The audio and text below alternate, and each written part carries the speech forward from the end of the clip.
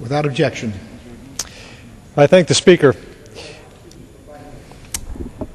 Thank you, Mr. Speaker.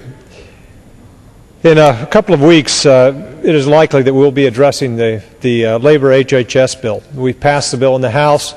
They've yet to pass the bill in the Senate, or I believe they have passed the bill in the Senate, but conferees have not been named. We'll be asked to approve a large bill that is, I believe, over the President's budget.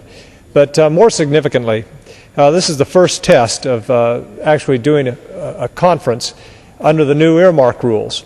We had new earmark rules passed at the beginning of the year that provide a little more transparency than we've had before, and that's a good thing. But it hasn't done much to cut down the number or dollar value of earmarks, because we haven't gotten through the process now. Some people have said in the House we have fewer earmarks, the dollar value is down. That's a good thing. Certainly it is a good thing. But we're only halfway through the process. Typically, when you get to the conference process, that's where a lot of the mischief happens, when earmarks are added in the middle of the night and you aren't given a chance to vote on them. You simply vote on the bill either up or down. Just to give you a flavor of what is in this Labor-HHS bill, the House bill included about 1,342 earmarks. These earmarks were added in the conference report of the bill that came to the House. They were added just days before the bill came to the House. We had very little opportunity to actually look at the earmarks, to find out which member had offered them, and to offer amendments to strike those earmarks. A few amendments were offered here on the floor, but that's hardly a process that can pass for due diligence to actually see what's in these earmarks. Now, I hasten to add that this is not a partisan issue. There are both Republican and Democrat earmarks in this bill. When Republicans were in charge of this body, typically Republicans got about 60% of the earmarks. The Democrats got about 40%. Now that has switched. But really, I wish it were a partisan issue. I wish that is one from my side of the aisle that Republicans were right on and Democrats were wrong on. But we haven't seen that. We've seen both parties continue to earmark in this fashion. 1,342 earmarks in the House bill. Let me just read through a few to give people a flavor of what's there. I wish we didn't have to do this. I wish there was another way.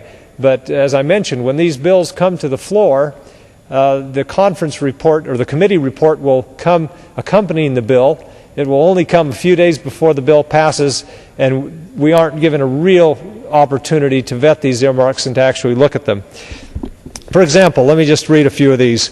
$300,000 in this bill goes to the American Air Power Museum in Farmingdale, New York, for exhibits and educational programs.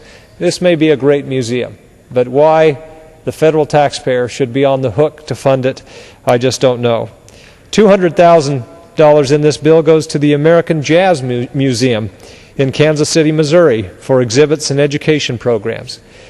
Maybe a great museum, I'm sure it is, but why is the federal taxpayer paying for it? $200,000 for the American West Heritage Center in Wellsville, Utah, for a lifelong learning initiative. $125,000 for the Children's Museum in Indianapolis, Indiana, for exhibits and equipment. $200,000 for a Children's Museum in Los Angeles, in Van Nuys, for exhibits and educational programs. $150,000 College Park Aviation Museum in College Park, Maryland.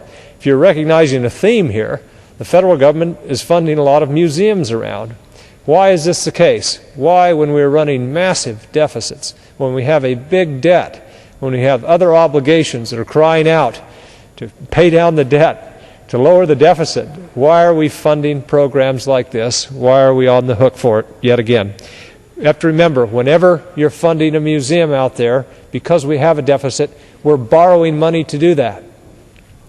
$250,000 for the Discovery Center in Idaho. This is in Boise, for a science center. $350,000 for an aerospace museum in California, in McClellan, for exhibits. $50,000 for the George and Eleanor McGovern Library in Dakota Wesleyan University in Mitchell, South Dakota. $75,000 Monterey Bay Aquarium in Monterey, California. Here's another theme. We do a lot of aquariums here. They're great. Aquariums educate a lot of people. but why in the world we're doing it at the federal level, I don't know. The museum, $350,000 for the Museum of Aviation Foundation in Warner Robins, Georgia, for educational programs. Time has expired. I thank the gentleman. Let's pay attention to the Labor-HHS bill as it comes along. Thanks.